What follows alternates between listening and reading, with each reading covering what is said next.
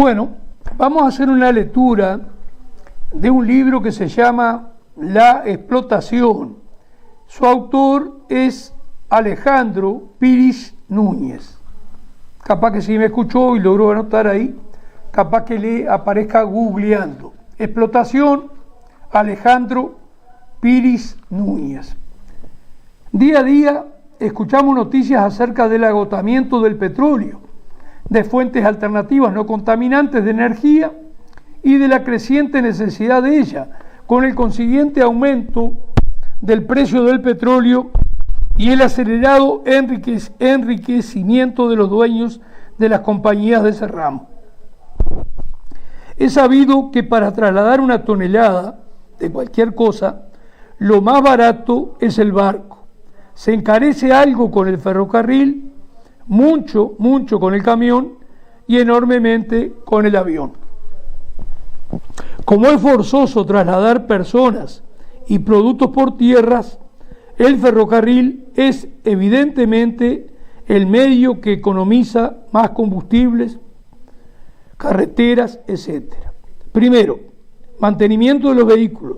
Segundo, muchísimo tiempo y contaminación.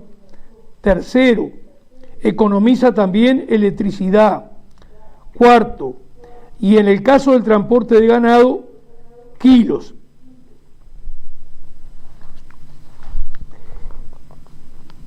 Esto hay que tenerlo claro y Uruguay tiene que plantearse, y la Unidad Popular se plantea, la necesidad de tener un ferrocarril rápido, que es realizable a el más corto plazo. Es decir, dejar de tener políticas entreguistas y dedicarnos a endeudarnos para darle ferrocarriles para otro, como el ferrocarril central que viene de la Pastera UPM2 en Pueblo Centenario hasta el puerto de Montevideo. Si el transporte colectivo urbano lo centráramos en trenes eléctricos muy frecuentes, no necesitaríamos de los autos, consumiríamos muchísimo menos combustibles, tanto derivados del petróleo importado como de vegetales. Contaminaría muchísimo menos el ambiente urbano y la atmósfera en general y elevaríamos la expectativa de vida, pues disminuirían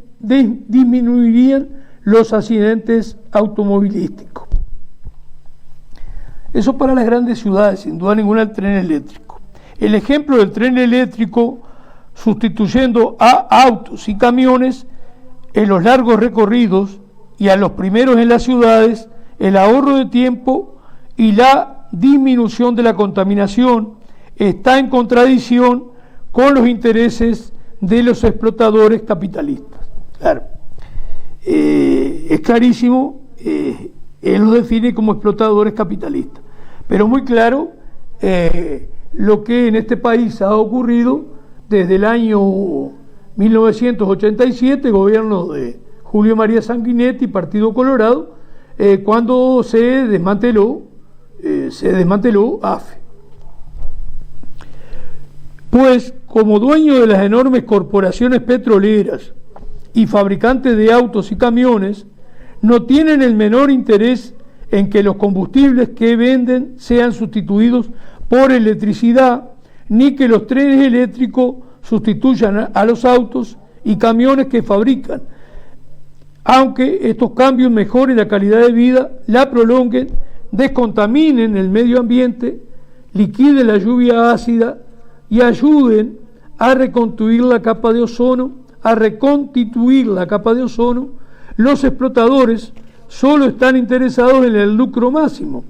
Por él vienen luchando ferozmente contra los explotados y entre ellos mismos, desde los orígenes del Estado, y han hecho las más horrendas masacres, pero con el devenir del tiempo, los cambios de régimen social, modelo de Estado y avances tecnológicos han agredido y agreden tanto a la naturaleza que ella está entre sus enemigos, junto a los trabajadores explotados. Usted verá en televisión que en los países centrales o imperialistas se hacen campañas para defender los bosques, las especies amenazadas, las ballenas y la naturaleza en general. Y hay grupos que trabajan a escala interesante en este sentido, pero no pueden competir con el afán de lucro de los explotadores, dueños y cabezas de las gigantescas corporaciones, dueños y cabezas de las gigantescas corporaciones y los estados y gobiernos que las representan. Un solo ejemplo basta para demostrarlo. La ministra del Medio Ambiente del gobierno de Bush en Estados Unidos, de apellido latino, pero que no habla una palabra de español, es dueña de la mayor corporación maderera de Estados Unidos. Al asumir el ministerio, respondió a una pregunta sobre la conservación de los bosques naturales, Hay que talar todo, igual vuelve a crecer. Eso fue lo que dijo. ¿Usted cree que si esta ministra del Medio Ambiente fuera una trabajadora y no una explotadora capitalista, diría semejante barbaridad? Primero, las vías de ferrocarril son mucho más baratas que las carreteras, se construyen a mayor velocidad y duran muchísimo más con menos mantenimiento. Esto es una gran verdad, este primer punto. Incluso nosotros tenemos gran experiencia en hormigón prensado, es decir, comprimido, para hacer los durmientes, que son muchísimo más baratos que los durmientes de madera dura. Segundo, el mantenimiento y duración de un tren es más barato que el de uno solo de los muchos camiones necesarios para transportar de repente la centésima parte de lo que traslada un tren. Otra gran verdad. Y el mantenimiento es muchísimo más barato. Tercer aspecto, solo un tren eléctrico se puede desplazar por tierra a 300 o más kilómetros por hora, uniendo en 2 horas los puntos más alejados del Uruguay sin emitir humos contaminantes ni consumir petróleo importado ni combustibles derivados de vegetales que deberíamos comer en vez de quemar. Sí, toda esa variedad que vivimos de productos alimenticios como maíz, girasol, etcétera, transformarlos e integrarlos a los combustibles. Todas esas barbaridades hace el capitalismo. Esto es una gran verdad.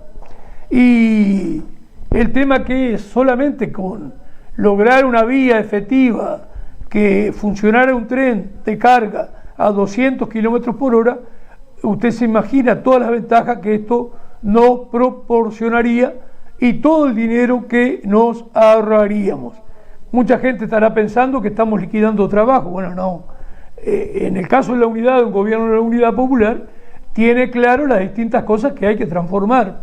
Cuando las cuestiones necesarias para vivir están, bueno, lo que crece es la cultura, la recreación, el esparcimiento, es decir, otro tipo de actividades, las actividades deportivas, recreativas, entran los servicios de ese tipo, turismo, entran a emplear más gente. ¿Por qué? Y porque disminuye la gente empleada, y no porque le esté faltando nada a nadie, en la producción de alimentos, de cuestiones que se precisan para el confort del ser humano, como los otros días hablábamos de la aberración con Daniel Roca del Partido Humanista, la aberración de la producción a partir de la programación obsoleta, es decir, que fabricamos algo, una heladera, una cocina, algo, calefón, para que dure un tiempito, 2 años y que se destruya. Bueno, si tendremos claro lo que hay que realizar. Ahora, para eso precisamos tener gente detrás. Para eso tienen que convocarnos a irnos reuniendo. Esto no es solo poner un voto, si es posible, es también organizarnos. Es difícil hacer cambio en el actual sistema capitalista, con las características que ha adquirido, en alguna medida medio mafioso en algunas instituciones, que se hace imprescindible no solo votarnos, sino empezar lentamente a organizarnos.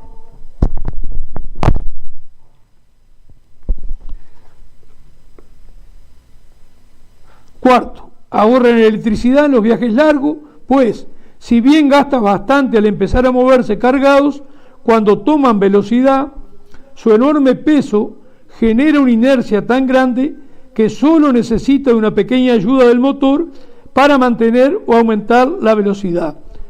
Otra gran verdad, y transforma en despreciable la resistencia aerodinámica. Esta resistencia es la que determina que un auto promedio aumente rápidamente su consumo de combustible, aceite y cubiertas al superar los 85 km por hora, por el efecto de frenaje que ejerce el aire en sus planos frontales y posteriores, esa succión que usted experimenta cuando pasa cerca y rápido un camión o un ómnibus. Bueno, espero que esta lectura de La explotación, un libro de Alejandro Piris Núñez, haya sido, digamos, de vuestro interés. Pasamos solamente el video de Afirmar tus derechos, el que dura 0,35 segundos, Homero.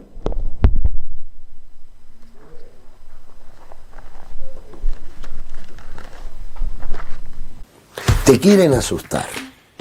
Tú tranquilo. Mira, cuando se aprobaron las AFAP en el año 96, dijeron que era porque había que resolver el problema de financiación del BPS. Y ahora, a los años de esto, ponen una ley porque hay que resolver la de financiación del BPS. Difícil de creer. Lo segundo, en 30 países, solamente en 30 países del mundo, hubo el régimen de AFAP. 18 ya se borraron. ¿No será que te quieren dormir una vez más con un cuento?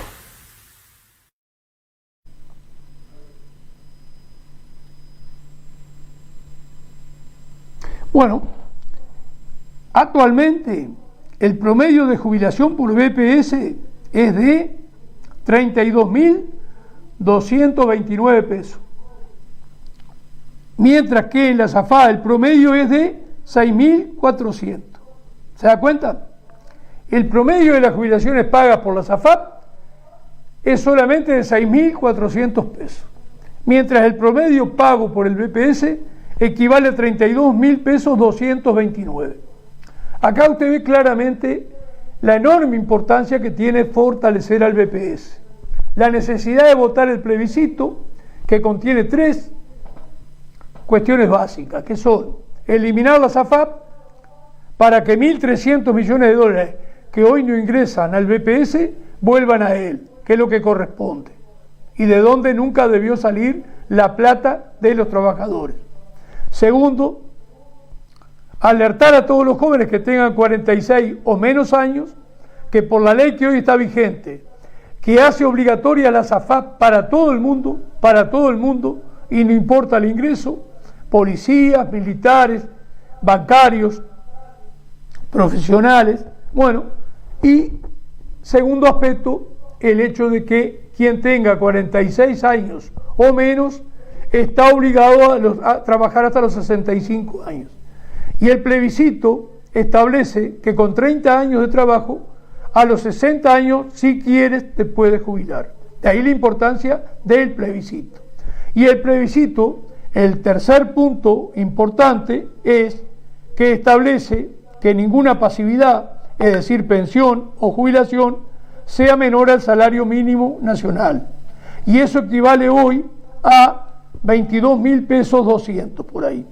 22.000 pesos 200.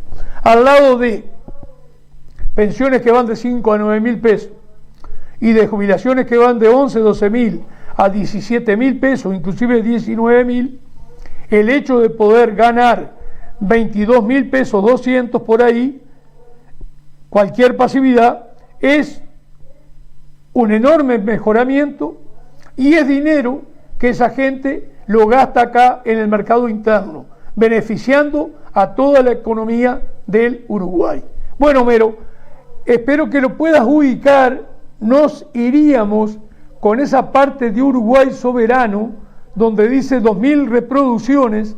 Vamos a irnos con ese video que muestra fehacientemente como ambas coaliciones, más allá del teatro que arman y que se muestran como que se pelean y que están enfrentadas y que tienen un modelo de país distinta, una y otra, es real que ambas defienden los mismos intereses de la usura, de la SAFAP, de que venga el inversor para que nos joda y se aproveche de toda nuestra riqueza. Y tenemos en próximos programas para hablar que consideramos que lo que están llevando de Uruguay no es hidrógeno verde, sino es agua. Y eso tenemos para demostrarlo después a partir de cierta información que te informa que en Europa el propio hidrógeno verde termina siendo caro, donde allí al fabricarlo lo único que tienen que ver es cómo poner un conductor que lo lleve para utilizarlo como elemento energético. Espero estar claro y espero que Homero haya enganchado ese video de las 2000 reproducciones que pertenece a Uruguay Soberano. Con él nos iríamos.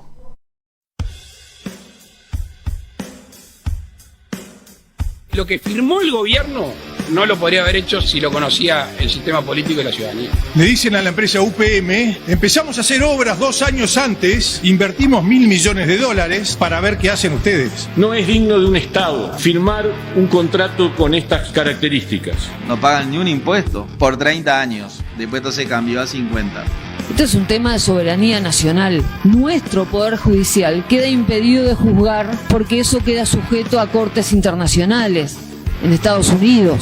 ¿Este gobierno va a seguir adelante sin pasar por ninguna instancia de aprobación legislativa? Yo creo que nadie trabajó este contrato, que el contrato se lo trajeron firme aquí.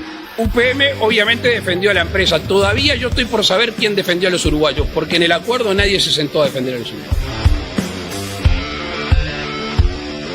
Se estableció un monopolio privado sin ninguna regulación a una multinacional belga y todos tomamos conocimiento el 2 de marzo. Entonces le decimos a una multinacional, usted va a operar la playa de contenedores y gane lo que quiera. En este nuevo contrato la empresa obtuvo todo lo que pidió. Y este acuerdo ata la política portuaria del país de pies y manos.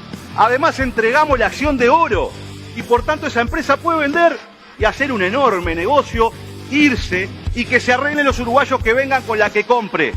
Es un acuerdo indigno, es un acuerdo inmoral, no se entiende. Ahí nos dimos cuenta porque el secretismo, yo me di cuenta porque el secretismo. No se puede manejar la cosa pública de esta manera, como si perteneciera al gobierno de turno. Necesitamos que los uruguayos sepan qué está haciendo el gobierno en nombre suyo. Los adjetivos predominantes a la hora de calificar todo lo sucedido son el secretismo, la falta de transparencia, es un acto de entrega de la soberanía nacional.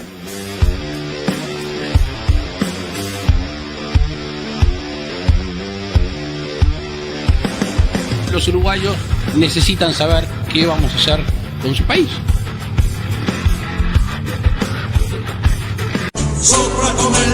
Encuentro con la verdad. Análisis político, económico, social y la presencia de actores locales y nacionales. Por una seguridad social ideal, sin la participación ciudadana y popular, no hay salida. Encuentro con la verdad. Conduce Julio de la Llana por Canal 8.